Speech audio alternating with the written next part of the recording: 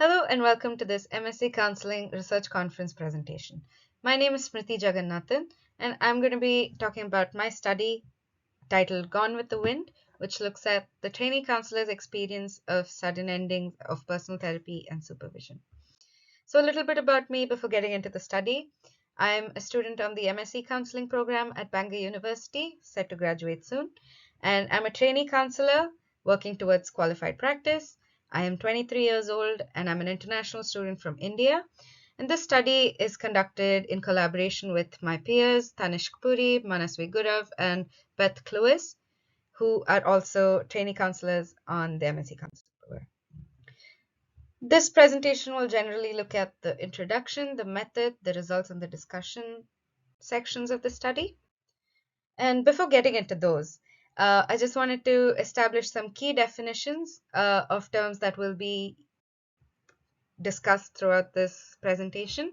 So this study understands sudden endings as those that occur without any prior notice, preparation, or mutual agreement. And trainee counselors, in the UK especially, are understood as the population of students who are undertaking a counseling training to become qualified counselors. So a bit of background and introduction. Generally, the end of therapy is considered a crucial transitional phase for clients because it paves way for growth, independence, and change in life after therapy. And unlike other endings in life, the ending of a therapeutic relationship allows for collaboration and reflection. But because of the profoundly deep nature of the therapeutic relationship, the loss of such a relationship can leave both the counselor and client vulnerable to feelings of loss. Therefore, in helping clients process these feelings of sadness and loss, we're able to move clients towards more positive experiences. However, sudden endings deprive clients of such psychological closure because they do not give clients the time to prepare or anticipate the ending. And because of this intensifies feelings of grief, abandonment, despair, somatization, hostility, and anger, amongst other things. And because of the distressing nature of sudden endings, it becomes the therapist's responsibility and ethical obligation to ensure effective management of such endings. Considering the central role that therapists play in facilitating effective therapeutic termination, it's important to consider how their position can affect the overall process. So, just like most professions, a counselor's self efficacy and mastery grows as they gain experience in their practice. However, for trainees, because they're at the beginning of their practice, these initial stages can be very anxious and unpredictable for them. And because they're still forming their counselor identity, this is achieved through periods of fragility and insecurity and self doubt, which makes them vulnerable to experiences of stress, anxiety, burnout, feelings of incompetence, and lack of self confidence. Furthermore, because of the inexperience and also in learning how to navigate this distress in their practice, managing terminations can be a very difficult and challenging process for trainees. And this is why personal therapy and supervision play a critical and crucial role in helping trainees work through such difficult experiences, in improving their effectiveness and sustaining their well being, and also in supporting them through client work and building their therapeutic skills and theoretical basis. So, without a supportive and functional therapeutic and supervisory alliance, trainees lack the support they need to work through client work. This is important to consider because personal therapy and regular supervision are becoming a mandatory aspect of counseling training. And because of that, supervisors and therapists often loom large for trainees even before they've begun practice. Considering all this study sought to address the gap in research by looking at the experience of sudden endings in trainee counselors with the very individuals who are meant to support them. So, looking at the methodology of how the study was conducted, this was an exploratory study. This was a qualitative research study, and we used purposive sampling to recruit participants till saturation. And we were able to recruit 6 participants, all trainee counselors. Although we didn't have any exclusion criteria related to the demographics, uh, all the participants were female in their 20s and they were all international students as well. Looking at the data collection and the procedure of the study, once we received ethical approval, we circulated an online information sheet and consent form. And through this, we were able to register participants and also screen them for eligibility based on our inclusion criteria as stated. And participants who voluntarily signed up were invited to attend an inductive semi-structured interview on Microsoft Teams. And the data generated from these interviews were analyzed through thematic analysis. Looking at the quality and reflection, this was ensured through regular peer review and reviews by the supervisors. Participants were also invited to review their transcripts, and once we received their approval is when we began data analysis. Interviews were also conducted in pairs to mitigate any subjective bias, and reliability and validity were maintained as the researchers conducted the data analysis individually before coming together and discussing them for consensus. Ethical issues were mitigated as the study adhered to the ethical guidelines of research by the BACP. The study was approved by the Bangor University School of Psychology and Sports Science Ethics Board. We also received informed consent, and all participation was voluntary, and the participants were reminded of their right to withdraw at any point of the study. Data collected was stored securely in the password-protected student OneDrive, only accessible to the researchers and the tutors, and confidentiality and anonymity were maintained throughout the study. And in case of distress, participants were also signposted and debriefed accordingly. So, in considering the results generated 4 key themes with a number of sub-themes. And it's important to consider before going into the results that of the 6 participants, 4 of them talked about their experience of sudden endings in supervision, and 2 of them talked about their experience of sudden endings in therapy. So the first theme looked at the immediate personal reactions to the sudden ending. This included the negative emotional responses, which were reported as feelings of shock, surprise, disappointment, hurt, irritation, confusion, betrayal, sadness, anger, and frustration. Participants also reported a negative impact on their personal life as it disrupted their daily routine and functioning when it occurred. Participants also shared that they felt undervalued and like they were not good enough for their practitioner, and they felt that this was the reason they did not take priority. Participants also expressed feelings of self-doubt, self-blame, and second-guessing for the occurrence of the sudden ending. Looking at the second theme, participants, as they began processing the sudden ending, had begun reevaluating their experiences of therapy and supervision thus far. And in this context, they had begun recognizing their unmet expectations from their supervisors and therapists, especially those who experienced the ending with their supervisor expressed how they were left without any support in the beginning stages of their practice. The participants also talked about how the mismanagement of the sudden ending itself impacted them. And this mismanagement was specifically connected to poor management of finances, communication, scheduling, canceling, sudden reassigning, and closing of sessions. And participants felt that this mismanagement communicated how little the therapist or supervisor valued their relationship. Participants also felt frustrated from the lack of explanation they were given for the sudden ending. However, despite wanting answers, they also expressed feelings of empathy for the circumstance of the sudden ending. Those who talked about the sudden ending in therapy talked about how the sudden ending impeded their personal therapeutic journey because the sessions had ended, but they were left in between processing. Looking at the third theme, it looked at moving forward in therapeutic practice. This was an important theme because all the participants were in placement working with clients actively, and because of that, they had to move on in their practice fairly quickly after the sudden ending. The participants talked about the challenges of moving on to another practitioner, mostly in terms of the changes in the style and the orientation, and kind of adapting to those changes of their new practitioner. They also noted that there was a lack of direct impact on their client work. They did not perceive any such direct impact, but they did reflect a lot on their learnings for future client work. Many participants felt that they would not treat their clients in the same way that they were treated, because they wouldn't want their clients to experience what they experienced.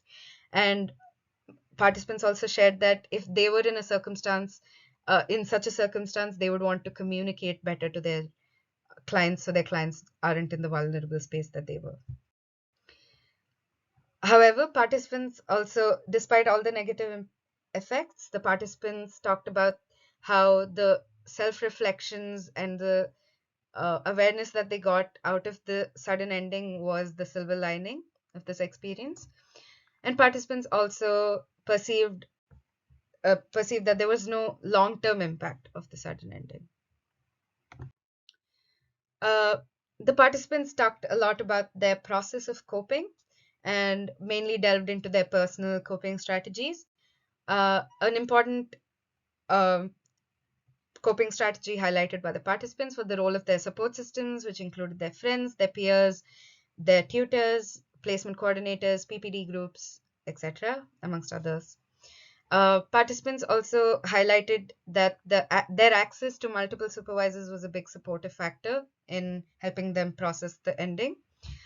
And as all 6 participants were international students, they talked about different cultural factors, that some of them impeding their process of coping and some of them benefiting their process of coping. So following forward from the findings, this study ensured to contextualize the findings in the unique perspectives of the population who have the experience of being both client or supervisee and also the therapist or practitioner themselves. An important finding that emerged from the study was that the participants had internalized the responsibility of the sudden ending, which manifested in feelings of self-blame, self-doubt, and second-guessing.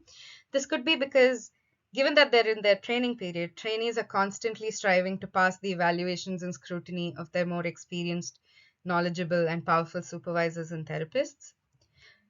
The trainees also reported feelings of frustration and disappointment, and this could be due to the fact that their needs of security and trust were let down, especially at the beginning of their practice. This warrants concern because, focusing specifically on supervision, it's a critical aspect of the early stages of therapeutic practice because it helps trainees manage their own anxiety and develop their practice. And without supervision and therapy, trainees have no space to address their needs of therapy, and they're inadequately supported through their practice. The participants also expressed their frustrations because of the absence of any explanation for why the sudden endings occurred. This warrants concern because such imposed endings can elicit feelings of powerlessness, anger, rejection, and lack of closure. However, despite this, participants were empathetic about the circumstances of the sudden ending. This could be because empathy is a very integral skill for therapists, and therapists are often encouraged to be empathetic, and they're also encouraged to be objective and neutral in their practice, which could make it really difficult for them to express their disappointment when it occurs. This is especially a common experience for trainees who find it difficult to challenge or express their concerns to their practitioners because of felt power dynamics between them. Furthermore, because of the nature of the sudden endings, they reinforce these power dynamics because of the lack of choice and control that they give the trainee in the situation. Hence, to avoid such misuse of power, it's the responsibility of the therapists and supervisors working with trainees to acknowledge these power imbalances and allow for a space to sensitively address it, because it's important that the trainee counselors are able to learn that it is okay for them to express their honest experiences, and also for them to reach out for help when they need, so they don't struggle in their practice alone.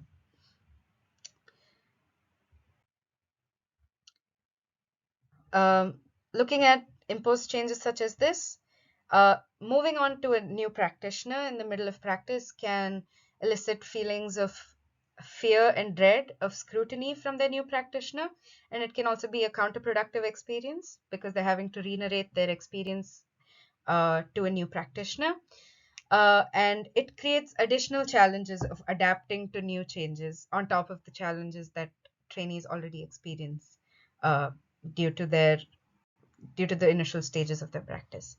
It can also leave them feeling inadequately supported if they're unable to reach out to their new practitioner.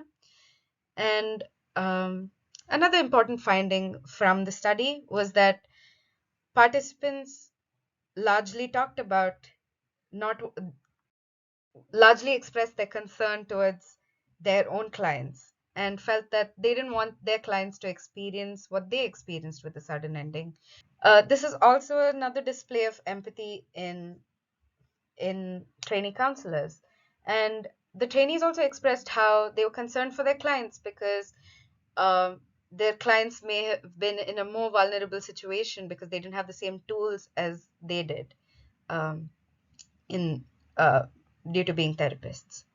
However, considering this, it's also important to consider the harm of perceiving therapists as being mentally well or better than their clients, because just as anybody else, therapists are also prone to anxiety and distress. But because of their profession, they're often better at considering the well being of others rather than their own. And just like with anybody else, resolving one's difficulties and moving to a place of learning can be a challenging process, even for the therapist. And particularly this quote by Adams is quite illustrates this point, where in every therapist there is a client. And furthermore, such coping can be a result of more individual processes, and it depends on the place that each trainee is in. And that is illustrated in our final theme, which is the process of coping. And it was observed that the process that each of the trainees went through was a subjective and individual process. And because of that, it's important to consider any generalizing of the trainee population as being more mentally well than the client population, and what that could uh, encourage. So, looking at the limitations of the study, this was a pilot study and it only included 6 participants, and of which only 2 of them experienced sudden endings with their therapist. There was also homogeneity in the demographics, and another limitation was that there was no distinction made between individual and group supervision in those experiences. Although these limitations didn't impede the study, a wider population size, a more heterogeneous demographic, and a more specific variable can help broaden perspectives on this area and, invite more information.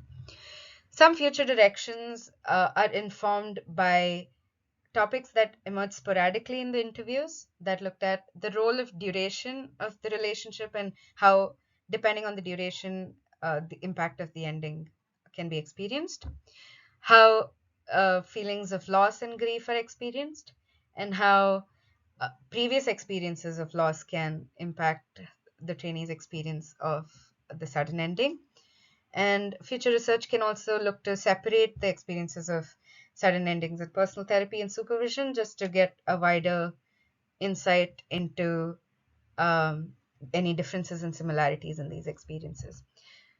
Research in this area is important because it can provide insight out into how to better support trainees and can encourage more safer and ethical supervision and personal therapy practices and considerations for people working with trainees and for training programs as well. Some take-home messages from the study are that sudden endings of personal therapy and supervision can be a complex process, and they often have negative personal and professional impacts on trainees. And while considering this impact, it's important to consider the positionality and vulnerability of trainees, because given their initial stage of practice, they're already in a vulnerable space. So such a sudden ending could further exacerbate their vulnerability.